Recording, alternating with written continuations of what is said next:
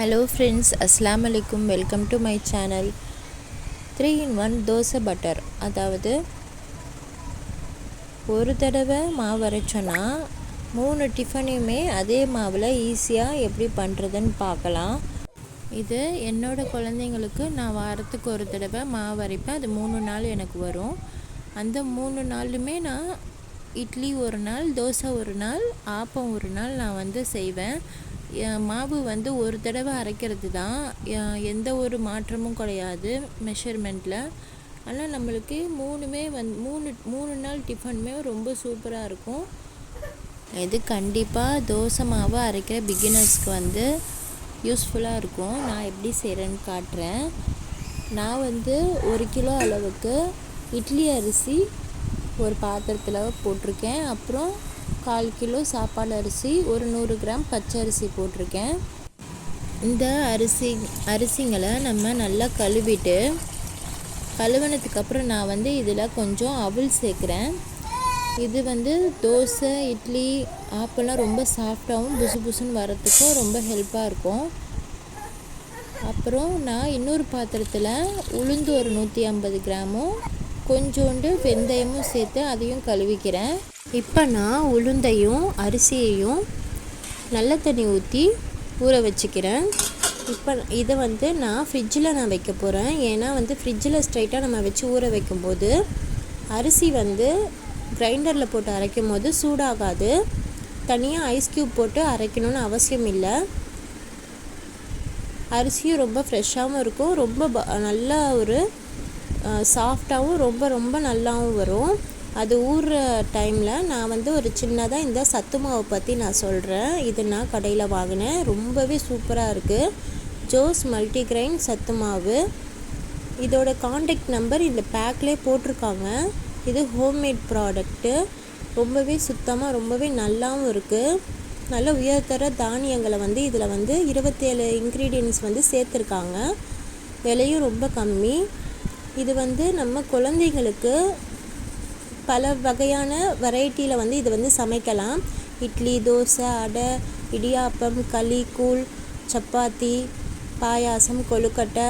அது மட்டும் இல்லாமல் இதில் கேக்கும், ஐஸ் இதெல்லாம் நான் இதில் தான் இந்த மாவை சேர்த்து தான் நான் அதெல்லாம் ரெடி பண்ணி என் குழந்தைங்களுக்கு தரேன். இதில் சேர்த்துருக்க இன்க்ரீடியன்ட்ஸ் பற்றி இதிலே லேபிளில் போட்டிருக்காங்க. எல்லாமே ரொம்பவே நல்ல ஒரு தானியமாக இருக்குது. இது 100% ஆர்கானிக் சத்து மாவு. வேணுன்றவங்க வாட்ஸ்அப்பில் ஆர்டர் பண்ணி வாங்கிக்கலாம். நான் நெக்ஸ்ட்டு என்ன செய்கிறேன், ஒரு அரை கப்பு அளவுக்கு ஒரு 100 கிராம் அளவுக்கு சாதத்தை தனியாக வடிச்சிக்கிறேன். இல்லைனா வீட்டில் சாப்பாடு செஞ்சுருந்தா கூட அதுலேருந்து ஒரு சின்ன தட்டு இல்லைனா ஒரு கிண்ணம் அளவுக்கு எடுத்துக்கோங்க. ஃப்ரெஷ்ஷாக வடித்த சாதமாக இருக்கணும். பழைய சோறு இல்லைனா ஸ்மெல் வர மாதிரி கொஞ்சம் அப்படியே ஆறி போனது இந்த மாதிரிலாம் இல்லாமல் நல்லா ஃப்ரெஷ்ஷாக இருக்கணும். இப்போ அரிசியும் உளுந்தும் நல்லா ஒரு 3 மணி நேரம் ஊறிடுச்சு. நல்லா ஒரு ஜில்னஸாகவும் இருக்குது, நல்லா ஊறி நல்லா இருக்குது. இப்போ நம்ம கிரைண்டரில் அரைச்சிக்கலாம். நான் ஃபஸ்ட்டு உளுந்து போட்டிருக்கேன். உளுந்து வெந்தயமும் அரைஞ்சிட்ருக்கு. ஒரு 75% அரைஞ்சதுக்கப்புறம் நான் இந்த வடித்து வச்ச சாதம் இருக்குல்ல, அதை நான் ஒரு கிண்ண அளவுக்கு அதில் நான் போட்டுக்கிறேன். இப்போ உளுந்தும் வெந்தயமும் சமைச்சி வச்ச அந்த சாதம் இருக்குல்ல, அதுவும் 3 இப்போ வெந்துக்கிட்டு இருக்கு. சப்போஸ் தண்ணி பற்றலைன்னா ஐஸ் க்யூப் யூஸ் பண்ணிக்கலாம். இப்போ இந்த மாதிரி நம்ம யூஸ் பண்ணும்போது நல்லா அந்த உளுந்து உப்பி நல்லா நம்மளுக்கு குவான்டிட்டி நல்லாவே வரும்.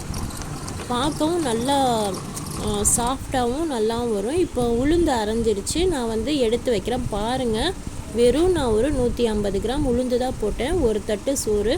ஆனால் பாருங்கள், உபரி ஒரு கிண்ணம் அளவுக்கு எவ்வளோ வந்திருக்கு பார்த்தீங்களா? இதுதான் இதுக்காக தான் இந்த ஐஸ் க்யூப் இதெல்லாம் யூஸ் பண்ணுறது. ரொம்ப சாஃப்டாகவும் ஸ்மூத்தாகவும் உளுந்தும் வடித்து வச்ச சாதமும் சேர்ந்து இந்த மாதிரி நம்மளுக்கு நல்ல ஒரு உபரியாக வந்திருக்கு. ரொம்பவும் நல்லாவும் இருக்குது பாருங்கள். இப்போ அரிசியை அடுத்து கிரைண்டரில் போட்டுக்கலாம். நான் இதில் பாதி அளவுக்கு அரிசி எடுத்து நான் ஃபஸ்ட்டு கிரைண்டரில் போட்டுக்கிறேன். இப்போ இது ஒரு 75% அரைஞ்சிடுச்சு. இதில் நான் இப்போ என்ன செய்ய போகிறேன், இப்போது நான் ஃபஸ்ட்டு பண்ண உளுந்தும் வடித்து வச்ச சாதமும் சேர்த்து ஒரு கலவை செஞ்சல அதில் பாதியை வந்து இதில் வந்து நான் மிக்ஸ் பண்ணிக்கிறேன். இப்போது 100% பர்ஃபெக்டான தோசை மாவு ரெடி ஆகிட்டுருக்கு. நான் ஃபஸ்ட் ரவுண்டு வந்து முடிச்சிட்டேன். இப்போது இன்னும் பாதி அரிசி இருக்குது, பாதி உளுந்து இது இருக்குது. நான் அதை வந்து செகண்ட் ரவுண்டில் போட்டுருவேன். தோசை மாவை கிரைண்டர்லேருந்து முக்கால்வாசி பேர் கையில் தான் எடுப்பாங்க. ஆனால் நம்ம இந்த மாதிரி கரண்டியை யூஸ் பண்ணி எடுக்கும்போது இந்த பனிகாலத்துக்கு நம்மளுக்கு கோல்ட் ஆகாமல் இருக்கும். ரொம்ப நம்ம வேலைகளும் ரொம்ப நீட்டாக இருக்கும். நம்ம முனையில் வச்சு நல்லா ஒரு குண்டு கரண்டி வச்சு எடுத்தோன்னா வேலையும் ஈஸியாக முடிஞ்சிடும். தோசை மாவும் நல்லா அரைஞ்சி சாஃப்டாக சூப்பராக இருக்குது பாருங்கள். இப்போ இதில் தோசை, இட்லி, ஆப்பம் இது மூணுமே இந்த ஒரே தோசை மாவில் தான் நான் செய்வேன். நான் இப்போது இதில் ஒரு 1.5 கிலோ அளவுக்கு மாவு வந்து அரிசி ஊற வச்சு அரைச்சேன். ஆனால் எனக்கு ஒரு 4-5 கிலோ கிட்ட உபரியாக ரொம்பவே நல்லா வந்திருக்கு. நான் வந்து இதில் முதல் ஒரு 2 டப்பா ஃப்ரிட்ஜில் வைக்கிற அளவுக்கு உள்ள டப்பாவில் வந்து வச்சு ஃப்ரிட்ஜை க்ளோஸ் பண்ணிவிட்டேன். ஏன்னா இது வந்து நாளைக்கும் அதுக்கு மறுநாளைக்கும் உள்ளதுக்கு அது வந்து பொங்கிடக்கூடாது. நான் ஃப்ரிட்ஜில் வச்சிட்டேன்.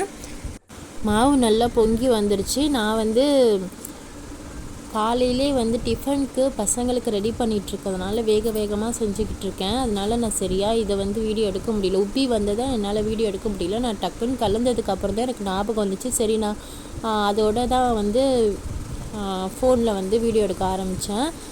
நான் வந்து கலந்துட்டேன். உப்பி வந்துருந்துச்சு, நல்லா சூப்பராக இருந்துச்சு. நான் வந்து இதில் சோடா உப்பு யூஸ் பண்ணவே மாட்டேன். நல்லா இப்போ வந்து நான் வேகமாக குழந்தைங்களுக்கு ரெடி பண்ணிகிட்ருக்கனால தோசை வந்து ஃபாஸ்ட்டாக தான் ஊற்றினேன். என்னால் டிஸ்பிளே பண்ண டைம் இல்லை. நான் வந்து அப்படியே தோசை கல்லே வச்சு காட்டிடுறேன் பாருங்கள். நல்லா அந்த நுரையாக வருது பார்த்திங்களா. இப்படி இருந்துச்சுன்னா மாவு நல்லா புளிச்சிருக்குன்னு அர்த்தம். இந்த மாதிரி இருந்தால் கிறிஸ்பியாகவும் சூப்பராகவும் இருக்கும். தோசை வந்து எடுக்க கஷ்டமே இல்லை. தோசைக்கல் வந்து தானாகவே பிரிஞ்சு வந்துச்சு. நல்லா மொறுன்னு இருந்துச்சு, டேஸ்ட்டாகவும் இருந்துச்சு. இதுக்கு நான் கட்டி சட்னி வச்சு நான் வந்து குழந்தைங்களுக்கு கொடுத்தேன். ரொம்பவே விரும்பி சாப்பிட்டாங்க. ரொம்ப மன திருப்தியாகவும் இருக்கும். நம்ம வீட்டில் நம்ம அரைச்சி நம்ம குழந்தைங்களுக்கு சுத்தமாக கொடுக்கும்போது குழந்தைங்க வந்து நம்மளுக்கு ஒரு நம்பிக்கையாகவும் இருக்கும். தோசை வந்து ரொம்ப சூப்பராக இருந்துச்சு. அதுக்கப்புறம் வந்து இப்போ இதில் நீங்கள் வெரைட்டி தோசை கூட யூஸ் பண்ணிக்கலாம். முட்டை தோசை, முடக்கத்தான் தோசை இந்த மாதிரி நான் சுட்டு கொடுத்தேன். நான் அதெல்லாம் வந்து வீடியோ எடுக்கலை. நான் ப்ளைன் தோசை மட்டும் காட்டுறேன். நான் குழந்தைங்களுக்காக மாவு அரைக்க ஆரம்பித்தேன். அப்போ வந்து பல தடவை ஃபெயிலியர் ஆகிருக்கு. ஏதாவது ஒன்று தான் நல்லா வரும், ஏதாவது ஒன்று, அதாவது தோசை நல்லா இருந்தால் இட்லி நல்லா இருக்காது. இந்த மாதிரி தான் நான் வந்து அரைச்சிட்டு இருந்திருக்கேன். பல மெஷர்மெண்ட்டுக்கு அப்புறம் நான் இது வந்து செய்ய ஆரம்பிச்சிருக்கேன். இதில் வந்து எனக்கு ஒரு தடவை நான் வந்து செஞ்சேன்னா எனக்கு 3 டிஃபனுமே ரொம்பவே சூப்பராக கிடச்சிது. அதனால தான் இந்த வீடியோவை நான் போஸ்ட் பண்ணுறேன். கண்டிப்பாக இது பிகினர்ஸுக்கு ரொம்பவே யூஸ்ஃபுல்லாக இருக்கும். தோசை மாவு தொடர்ந்து அரைக்கிறவங்க கூட இந்த மாதிரி ஒரு வாட்டி மெஷர்மெண்ட் பண்ணி பாருங்கள். உங்களுக்கு வேலை ரொம்பவே ஈஸியாக இருக்கும். ஆப்பத்துக்கு தனியாக, இட்லிக்கு தனியாக அப்படி அரைக்க தேவையில்லை. இதுவே ரொம்ப நல்லாயிருக்கும். தோசை ரொம்ப நல்லா வந்திருக்கு. ரொம்ப சாஃப்டாகவும் ரொம்ப கிறிஸ்பியாகவும் சும்மாவே சாப்பிட்றலாம் அந்த மாதிரி இருந்துச்சு தோசை. எந்த குறையுமே யாருமே சொல்லலை. ரொம்ப விரும்பி சாப்பிட்டாங்க. நெக்ஸ்ட்டு நான் வந்து இட்லி காட்டுறேன் பாருங்கள். நான் நெக்ஸ்ட் டே இட்லி வந்து இது பண்ணேன். இட்லி அதாவது சோடா உப்பு நான் யூஸ் பண்ணவே மாட்டேன். வெறும் கல் உப்பு கொஞ்சோன்னு போட்டு தான் மாவு கரைச்சி ஊற்றுவேன். ரொம்பவே நல்லா சாஃப்டாக இருந்துச்சு.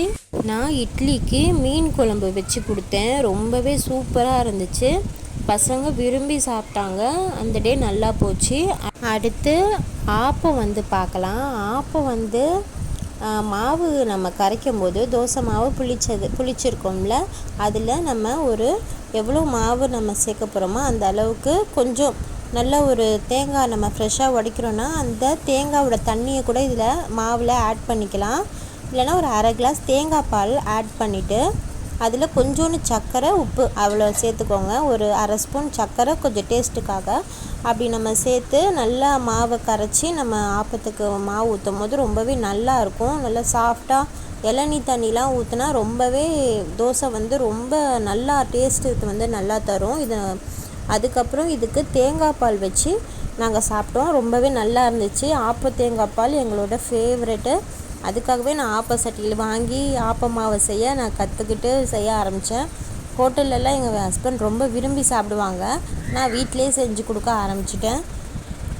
இப்போது ஆப்பமும் ரொம்ப நல்லா வந்திருக்கு. நான் கண்டிப்பாக இந்த மெஷர்மெண்ட் ட்ரை பண்ணி நல்ல விதமாக குழந்தைங்களுக்கு செஞ்சு கொடுங்க. ட்ரை பண்ணி பாருங்கள். ஏதாவது டவுட்னா கமெண்டில் கேளுங்க. லைக் பண்ணுங்கள், ஷேர் பண்ணுங்கள், சப்ஸ்கிரைப் பண்ணுங்கள். தேங்க்ஸ் ஃபார் வாட்சிங்.